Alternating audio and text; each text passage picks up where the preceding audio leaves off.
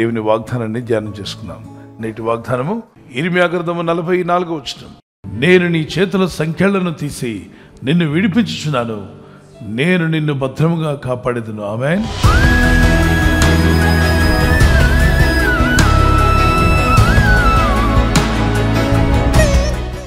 పౌలు శీల వారు సువార్త చేయడానికి వెళ్ళినప్పుడు అక్కడ పుతోను దెయ్యం పట్టిన ఒక అమ్మాయి కనిపించింది. రోజు ఆమె అంటుంది, ఆ దెయ్యం పట్టిన ఆవిడ, ఇదిగో వీరు సర్వోన్నతుని దేవుని రక్షణ సువార్త ప్రకటించే మనుషులు.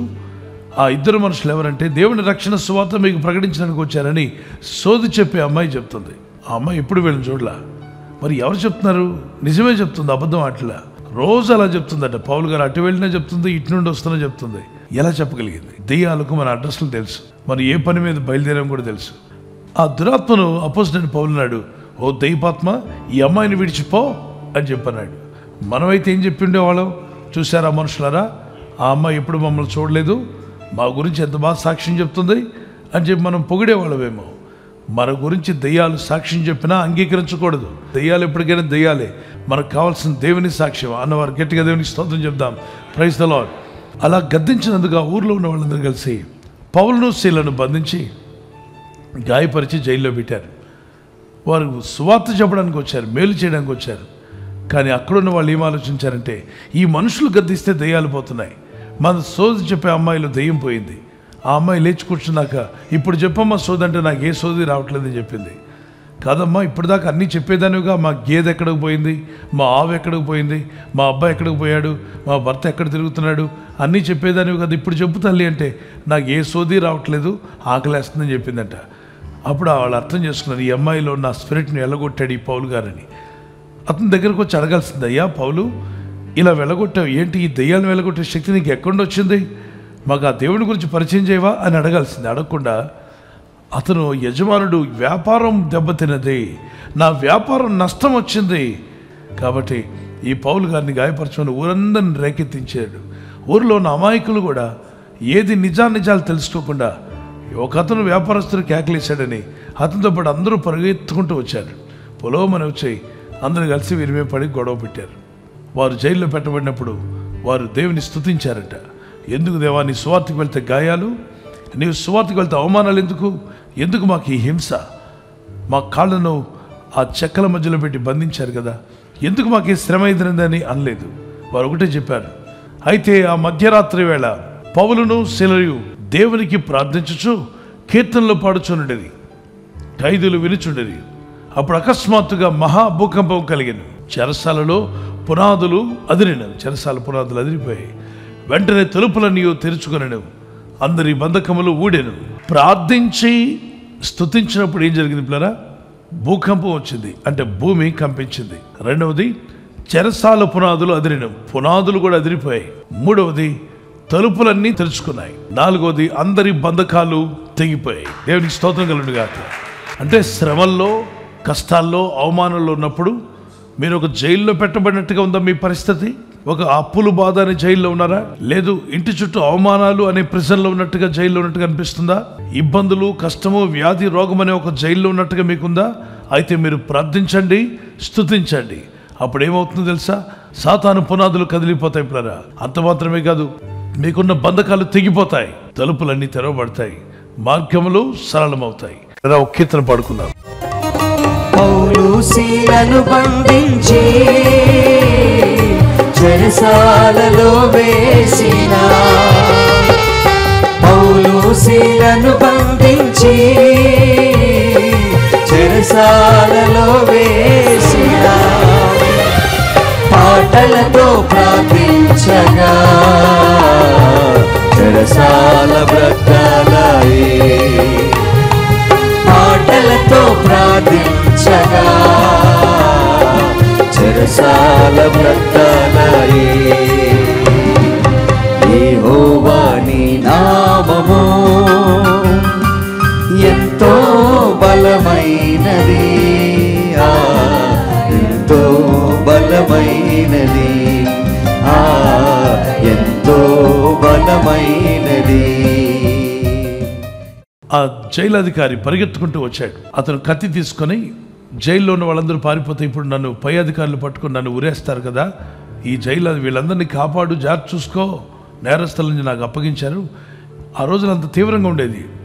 ఒక్క దొంగ పోయినా ఇతను చంపేస్తారు, ఇంకెందుకు నా బ్రతుకు, వారి చేతుల్లో పడి వారిని నా మెడలు నరికేస్తారు. కాబట్టి భార్య బిడ్డలందరిని రెడీ చేశాడు. కత్తులు తీసుకున్నారు. 1 2 3 అంటాను, పేగలు కోసేసుకోమన్నాడు. వాళ్ళు ఆ పని చేయడానికి కత్తులు పట్టుకొని రెడీగా ఉన్నారు. పౌలు గారు బయటికి, ఎందుకో దేవుని ఆత్మ ఆయనకి చెప్పింది బయటికి వెళ్ళమని. బయటికి వెళ్ళాడు.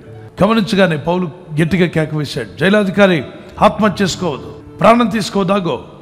నువ్వు ప్రాణం తీసుకొని ఏం సాధించలేవు. నీ సమస్యకు పరిష్కారం ప్రాణం తీసుకోవడం కాదు. అయ్యా, అందరూ పారిపోయారు కదా, దొంగలు పోతే నన్ను చంపేస్తారు కదా నా పై అధికారులు అంటే. భయపడకు, ఒక్కడు కూడా ఎక్కడికి పోలా. నేను మాతో ఉన్న వాళ్ళంతా ఇక్కడే ఉన్నారు, లెక్క పెట్టుకోవాలంటే. ఎవరయ్యా మీరు? రాత్రంతా మీ ప్రార్థనలు పాటలు విన్నాను. ఏమిటో అనవసరంగా మిమ్మల్ని పడేశారనుకున్నాను. ఎవరో కుట్రబన్ని మీలాంటి భక్తులను లోపల పడేశారు, నాకు అర్థమైపోయింది. నేను జైలాధికారి, నేనేం చేస్తాను చెప్పండి? వాళ్ళు ఉంచమన్నారు కాబట్టి మిమ్మల్ని పెట్టాం. వెరీ సారీ అయ్యా, మీరు చెప్పి ఆ దేవుడు మాకు కావాలి, ఆ సువార్త మాకు కావాలి, నేను రక్షించబడాలనుకుంటున్నాను. దయచేసి మీ దేవుడు ఎంత గొప్ప దేవుడు అండి.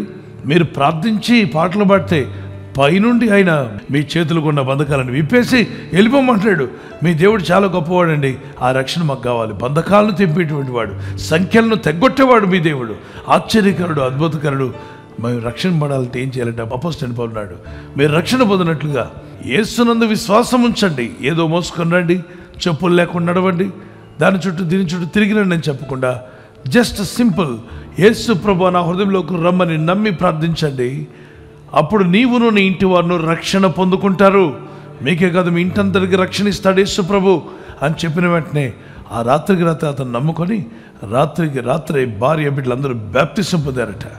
దేవునికి మహిమ కలుగును గాక. పరిస్థితులు బాగాలేనప్పుడు, ఆర్థిక ఇబ్బందులు ఉన్నప్పుడు, శోధన బాధలు ఉన్నప్పుడు, క్లిష్టమైన పరిస్థితులు ఉన్నప్పుడు ఏం చేయాలి గుర్తుపెట్టుకోండి. పరిస్థితులను బట్టి కృంగిపోక పరిస్థితులను మార్చగల దేవుని వైపు చూడాలి, ప్రార్థించాలి. రెండవదిగా స్తుతి యాగం అనే దేవుని స్తుతించండి. 51 కీర్తన 23వ వచనం, స్తుతించేవాడు తన కొరకు మార్గాన్ని సరళం చేసుకుంటున్నాడు. మూడవదిగా ఆసక్తితో ప్రార్థించండి. అపోస్తలు 12:5 వచనం, అత్యాసక్తితో వారు ప్రార్థన చేయుచుండగా దేవదూతలు దిగి వచ్చి చెరసాల్లో ఉన్న పేతుని విడిపించాయి, ద్వారాలు తెరవబడ్డాయి, బయటికి రాగలిగాడు. మీరు ఏ పరిస్థితుల్లో బయటికి రాలేకపోతున్నారా? ఎటువంటి ఇబ్బందులు అయినా మీరు బయటపడలేకపోతున్నారా? అయితే ప్రార్థనా స్తుతి మిమ్మల్ని బయటికి తీసుకుని రాబోతుంది. నమ్మండి, విశ్వాసం కలిగి ప్రార్థన చేయండి. ప్రార్థన చేసుకుందాం. మన చేతుల ప్రభు అయిపోతే, ప్రభువా ఏ స్థితిలో ఉన్నా, ఏ పరిస్థితిలో ఉన్నా మమ్మల్ని బయటికి తీసుకొని రాగల శక్తివంతుడు నాయన. పౌలు శీల జైల్లో ఉన్నప్పుడు వారి బంధకాలు తెగిపోయాయి, వారిని పెట్టిన గదులు ద్వారాలు తెరవబడ్డాయి, భూకంపం కలిగింది. దీనికి గల కారణం కష్టంలో కూడా వారు స్తుతించారు, ప్రార్థించారు. బాధల్లో కూడా వారు ప్రార్థించారు, స్తుతించారు. కానీ వారు నీ మీద సనగలేదు తండ్రి. ఆ murmuring spirit get out of our people in Jesus name. ఏ విషయం గురించి కూడా మర్మరింగ్ చేయకుండా, సనగకుండా ప్రభువుని స్తుతించే జీవితాలు వారికి దయచేయండి. చెరసాల్లో ఉన్న పేతురు బయటికి రావడానికి ఆసక్తి గల ప్రార్థన సంఘం చేసినట్టుగా మేమంతా ఆసక్తి గల ప్రార్థిస్తుండగా ఈ ప్రజలు చేస్తున్న ప్రయత్నాలు ఫలింపచేయండి. ఈరోజు ప్రార్థించి ప్రయత్నించబోతున్న శంకుస్థాపన అయిన, గృహప్రవేశమైన, ఒక బిజినెస్ ప్రారంభిస్తున్నా, ఉద్యోగ ప్రారంభానికి వెళ్తున్నా, ఒక మంచి కార్యక్రమాన్ని ప్రారంభిస్తుండగా, నేను వారి బిడ్డల వివాహం కొరకు ప్రయత్నాలు చేస్తుండగా వారు చేస్తున్న ప్రయత్నాలు ఫలించలాగున మీ దూతలకు ఆజ్ఞాపించండి. మీరు ఆజ్ఞాపిస్తే కార్యాలు జరుగుతానైనా. ప్రభు, ఎవరైతే అనారోగ్యం, బలహీనత అనే అంధకారంలో వారి జీవితం ఉన్నదో అటువంటి వ్యాధి రోగాలను వెళ్ళగొట్టి నీ వెలుగును ఉదయింపచేసి నీ గాయపడిన హస్తంతో వారి క్రిటికల్ సిచ్యువేషన్ నుండి, వ్యాధి రోగముల నుండి, రోగ పడకల నుండి వారిని లేవనెత్తి స్వస్థపరిచి నీ సాక్షిగా వారిని వాడుకోనైనా. ప్రయాణం చేసి బయటికి వెళ్తున్న వారు మళ్ళీ తిరిగి క్షేమంగా ఇళ్లకు వచ్చేటకు సాయం దయచేయండి.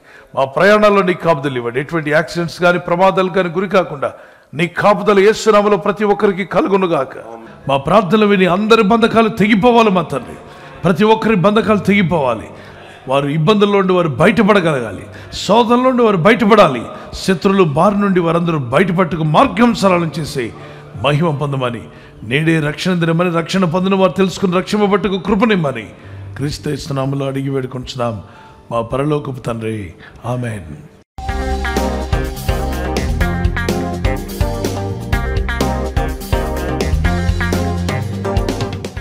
బర్త్డే జరుపుకున్న వారికి happy birthday to you. Many more returns of the day.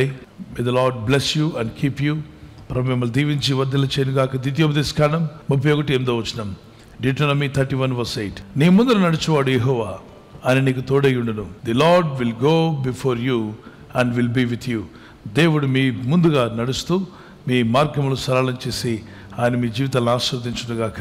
చిన్నలు పెద్దలు మీ నూతన సంవత్సరంలో ప్రవేశిస్తుండగా ద షవర్స్ ఆఫ్ బ్లెస్సింగ్స్ మీ మీదకి రావాలని, మీరు ప్రతిరోజు ప్రతిదినం దేవునితో నడిచేవారుగా, హానోకు దేవునితో నడిచినట్టుగా దేవునితో నడిచే మార్గంలో ప్రభు మిమ్మల్ని బలపరిచి ఆయుర ఆరోగ్యములు యేసు నామములో అనుగ్రహించునుగాక.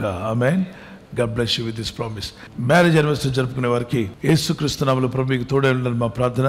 ఆదికాండం 50:21, జెనసిస్ చాప్టర్ 50:21. నేను మిమ్మును మీ పిల్లలను పోషించేదను. I will provide for you and your children. I will provide for you and for your children. ఈ వాగ్దానం మీ పట్ల నెరవేరునుగాక.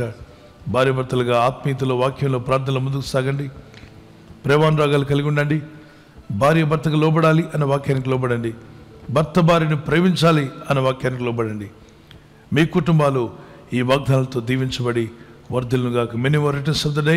ప్రభు అక్కడ ఆలస్యమైతే సిల్వర్ జూబ్లీ, గోల్డెన్ జూబ్లీ, అలాగే ప్లాటినం జూబ్లీ జరుపుకునే కృప కూడా దేవుడు మీకు దయచేయనుగాక. ఆమేన్. God bless you. We wish you all the best.